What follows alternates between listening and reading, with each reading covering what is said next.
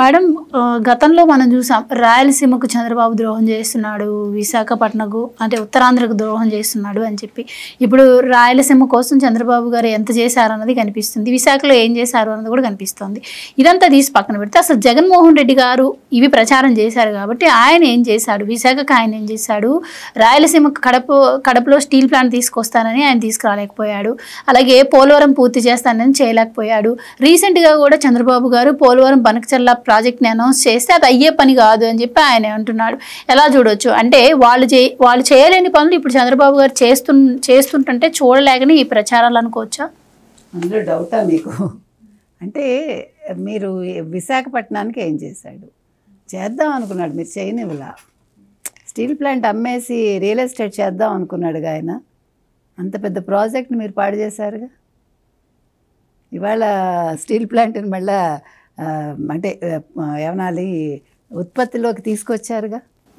కేంద్రం కూడా సహకారం అందించింది కదా, 1100 కోట్లు 1400 కోట్లే అండి. మీరు అడిగారు కదా ఏం చేసిందని. లాస్ట్లో మీకు ఎలక్షన్స్ ముందు మాత్రం మేము ఇన్ఫోసిస్ తీసుకొచ్చామన్నారు. ఇన్ఫోసిస్ ఒక్కటి వాళ్ళు తెచ్చారు, అంటే అది కూడా వాళ్ళు తేవడమే ఉందిలేండి. ఇన్ఫోసిస్కి ఇష్టమే వచ్చింది, అందుకని మేము తెచ్చామంటారు. అక్కడ ఏముంది, తెచ్చినందువల్ల ఉద్యోగాలు కల్పన ఏమైనా చేశాడా? అదేం చెప్పలేదు కదా వాళ్ళు. మేము ఇన్ఫోసిస్ తెచ్చాం. ఇప్పుడు కూటమి ప్రభుత్వం ఒక సంస్థ వస్తుంది అంటే ఈ సంస్థకి మేము ఇంత భూమి ఇస్తున్నాము, దీనివల్ల ఇంత మనకి వాళ్ళు ఇన్ని ఉద్యోగాలు ఇస్తారు అనేది ఓపెన్గా చెప్పగలుగుతున్నారు. అలా చెప్తూ ఉంటేనే దాని మీద వీళ్ళు ఇన్నేనా అన్నేనా, ఆ తర్వాత ఏ డేటా సెంటర్ వస్తే ఇన్ని ఉద్యోగాలేనా? ఒక ఉద్యోగం నువ్వు ఇప్పించే ముందు అసలు చూద్దాం, నువ్వు ఇప్పించావా పోనీ 2019-24 మధ్యలో? అయితే ఇప్పుడు మొత్తం మీద ఆ రకంగా చేయగలిగాడు ఆయన.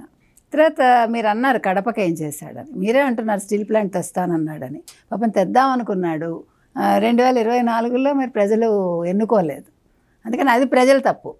అక్కడ ప్రతిపక్షం తప్పు, వైజాగ్ ఏది స్టీల్ ప్లాంట్ అమ్ముకొనివ్వకపోవటం. ఇక్కడ ప్రజల తప్పు, ఓటు వేయకపోవటం. ఓటు వేయకపోతే పోయారు. మన పులివెందుల్లో జెడ్పీటీసీ ఎన్నికల్లో కనీసం డిపాజిట్ కూడా ఇవ్వలేదు. అందుకని జగన్మోహన్ రెడ్డి ఏం మాట్లాడినా మనం పట్టించుకోక్కర్లా. పాప ఆయన చేద్దాం అనుకుని చెయ్యలేక ఏదో చెప్తాడు ఆయన. ఆయన అనుకుంటాడు అన్నీ, కానీ అనుకున్నాక ఏమవుతుందంటే ఆ డబ్బులు చూసేసరికి ఆయనకు పాపం ఇప్పుడు మనకి పూర్వం సినిమాలు ఇలా చేతులు నలుపుకుంటూ ఉంటారు డబ్బులు చూసి, అంటే మాకు ఇవ్వండి అని. అట్లాగే చేతులు నలుపుకోవడమో లేకపోతే నోరు ఊరడం, ఏదో మనకి ఒక మధురమైన పదార్థం చూస్తే నోరు ఊరుతుంది చూడండి, అట్లా డబ్బులు చూస్తే ఆయన కళ్ళు చెదిరిపోతాయి. అందుకే మీరు అన్నారు పోలవరానికి ఏం చేశారండి. ఎలక్షన్స్ ముందు కేంద్ర మంత్రి వచ్చి వైజాగ్లో మేము 15,000 కోట్లు ఇచ్చాము, జగన్మోహన్ రెడ్డి తినేశాడని ఆయన ఓపెన్గా చెప్పాడు ఎలక్షన్స్ ముందు, నేను మీకు గుర్తుంటే కనుక. అయితే కాబట్టి ఆయన పోలవరం కూడా పాపం చేద్దాం అనుకున్నాడు. అంటే పోలవరం ముందు అసలు ఆ మినిస్టర్కి అర్థం కాలేదు కదా, నాకే అర్థం కాలేదు, ఇంక చంద్రబాబు నాయుడు గారికి ఏం అర్థం అవుతుంది అన్నారు కదా అంబటి రాంబాబు. అందుకని వాళ్ళ పోలవరాన్ని అర్థం చేసుకుందాం అనుకున్నారు 5 ఏళ్లలో. సరే అర్థమయ్యేలోపు 15,000 కోట్లు తినేశారు. ముందు తినేశాక నిదానంగా అర్థం చేసుకుందాం అనుకుంటే ప్రజలు మళ్ళీ అక్కడ మిమ్మల్ని తప్పుదోవ పట్టించారు. అంటే మీకు ఓటు వేయకుండా ఇంట్లో కూర్చోబెట్టారు. మీరు బనకచెర్ల కట్టేస్తే ఎట్లా? నీళ్ళంతా మీరు వేస్ట్ అవ్వకుండా మీరు బనకచెర్ల కట్టేస్తే, వరద నీళ్ళు వెళ్ళిపోకుండా ఆ వేస్ట్ అయిపోతున్న నీళ్ళకి మీరు బనకచెర్ల కట్టేస్తే రైతులు మళ్ళా బాగుపడతారు.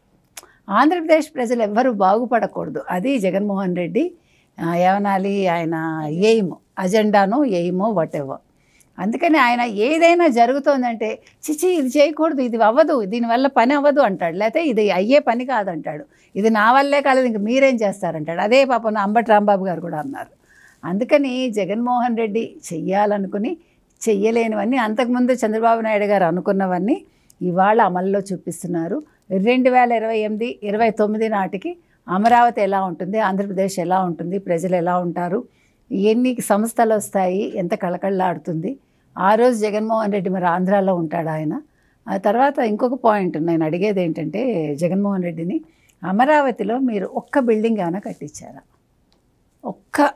ఒక్క కార్యాలయం ఏదైనా కట్టారా? ఇంతవరకు మనకు తెలిసి ఏమైనా కట్టారా? ఆయన తాడేపల్లిలో ఆయన ఇల్లు కట్టుకున్నారనుకోండి, ఒక ప్యాలెస్ లాగా, అది ఎలాగ చేస్తారు. కానీ ప్రజలకు సంబంధించి కానీ ప్రభుత్వానికి సంబంధించి కానీ ప్రజలకు ఉపయోగపడేలాగా ఒకటి కట్టాడు, కూలగొట్టాడు రాగానే.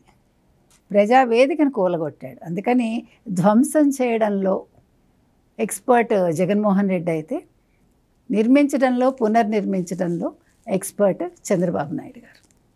Please subscribe to Leo News for more videos.